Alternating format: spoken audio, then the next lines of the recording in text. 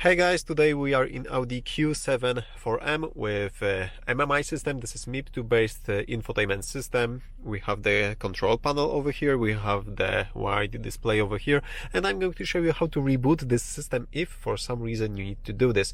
Maybe you enabled some new features using OBD11 or VCDS, or maybe the navigation is stuck, the display froze, or the control panel is not as responsive as you would like it to be. So you can try to fix those issues by rebooting the system, and to do this you need to use a button combination. We have the control wheel over here, and we have two switches on the sides. We need to push those two switches forward and press the control wheel at the same time. So I'm going to do this right now, and we can see that the screen went completely black right now, and we are waiting for the system to be rebooted. We have the welcome Audi information over here, and in couple seconds we will hear radio in default volume level.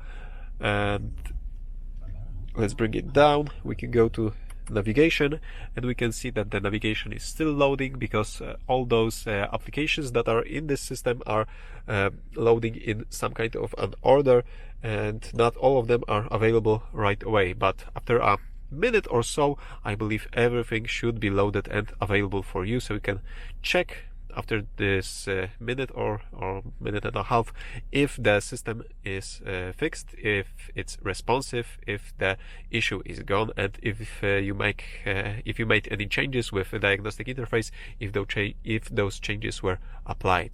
Okay, so that's it for today. Thank you for watching. Give me a thumbs up if you like this short tutorial, and subscribe for future ones. See you soon.